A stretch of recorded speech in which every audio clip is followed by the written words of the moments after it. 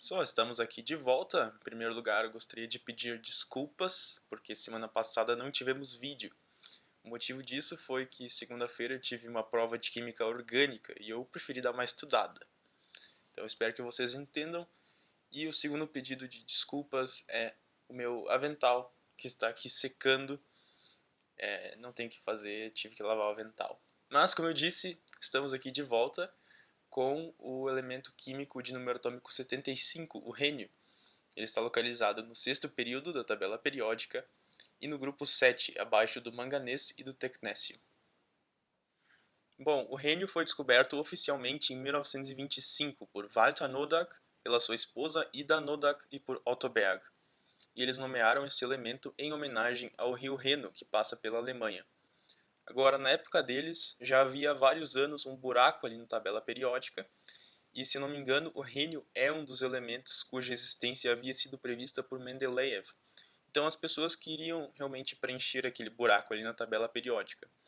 Na busca por esse elemento perdido, os descobridores, então, começaram a analisar vários minerais que continham também outros metais nobres, por exemplo, minerais que continham platina.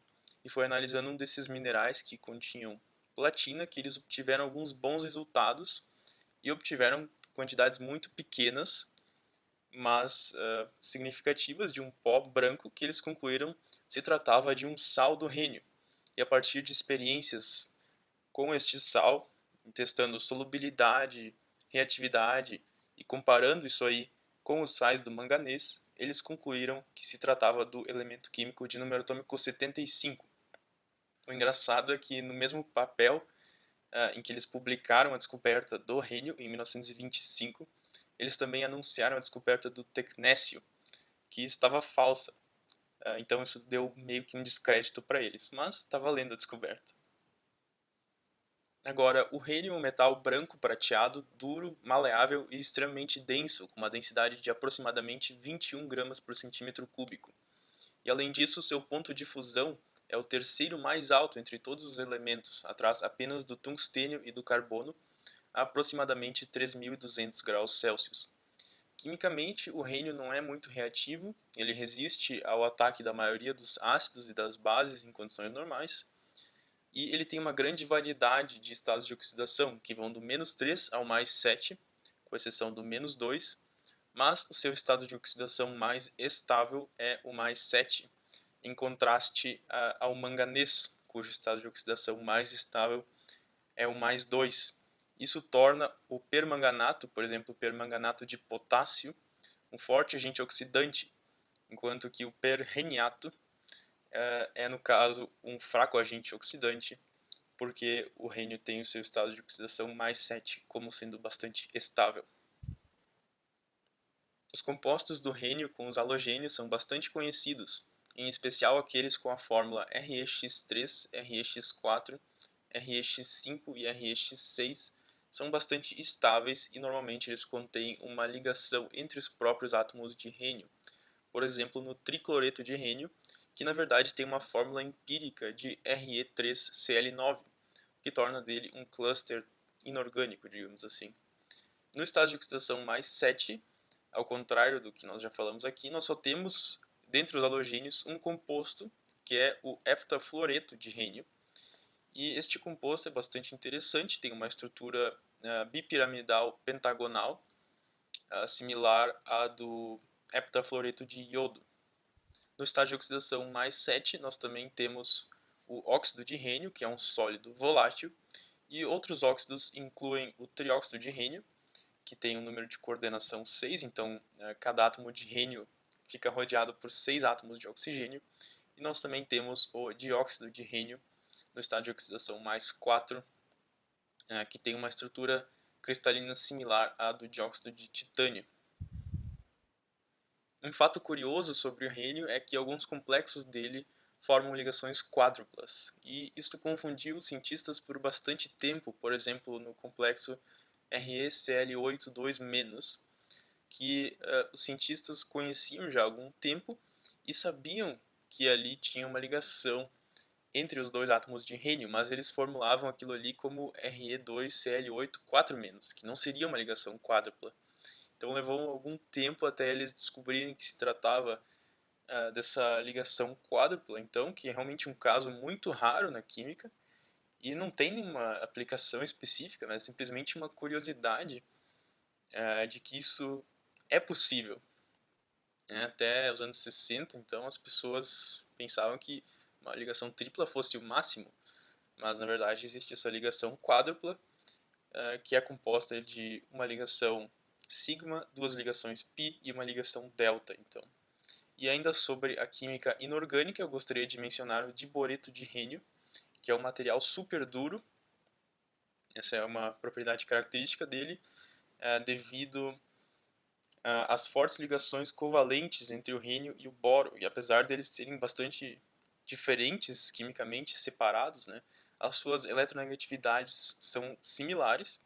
Ele forma essa estrutura muito forte e muito dura, que tem uma dureza similar à do carbeto de tungstênio.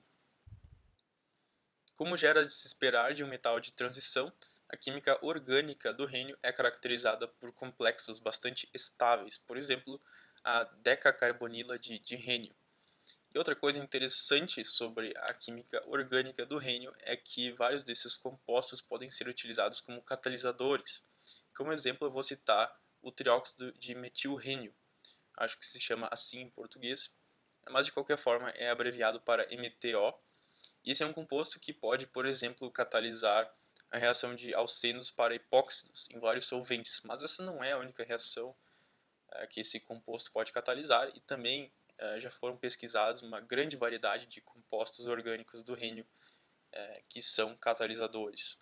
Claro que eles nunca vão ser utilizados em larga escala, porque o rênio é muito raro, muito caro, então eles são principalmente utilizados em laboratório, não em indústria. Isótopos. O rênio que ocorre naturalmente é 37% rênio 185, que é um isótopo estável, e 63% rênio 187, que é um isótopo instável, e ele tem uma meia-vida de 4 vezes 10 na 10 anos. Então, curiosamente, o isótopo radioativo é o mais comum. Agora, a ocorrência do rênio. O rênio é um metal extremamente raro na crosta terrestre, e ele ocorre em alguns minerais, notadamente na molibdenita, que é essencialmente disulfeto de molibdênio, e foi a partir da molibdenita que os descobridores do rênio, em 1928, produziram 1 grama de rênio elementar. E para isso eles utilizaram aproximadamente 660 kg de molibdenita. Então, para 1 grama de rênio. Aí vocês podem ver que o rênio é realmente bastante raro e dá para entender por que a sua descoberta levou tanto tempo. Por fim, as aplicações do rênio. Atualmente, a principal aplicação do rênio é em ligas de alta resistência e de alta temperatura. Essas são ligas cujo principal componente geralmente é o níquel, mas elas contêm de 3 a 6% de rênio. E o rênio torna essas ligas bastante resistentes e o mais importante é que elas continuam sendo resistentes a altas temperaturas, o que faz delas um material ideal para ser utilizado, por exemplo, em motores a jato, em aviões, que precisam aguentar condições extremas quando estão operando. Outra aplicação do rênio é como catalisador, então o rênio tem compostos que são utilizados como catalisadores, mas o rênio elementar, e aí geralmente em combinação com a platina, também pode ser utilizado como catalisador para reações de desidrogenação especificamente. E, se eu não me engano, outra aplicação que está sendo estudada é do uso do rênio 186, um isótopo radioativo, para o tratamento de alguns cânceres. Mas, como eu disse, essa é uma aplicação que ainda está sendo estudada e não é muito consolidada. Pelo vídeo de hoje, ficamos por aqui. Se você gostou do vídeo, é porque você olhou até aqui. Se você olhou até aqui, é porque você gostou do vídeo. Então, inscreva-se no canal. Muito obrigado por assistir. Deixe seu like e até a próxima.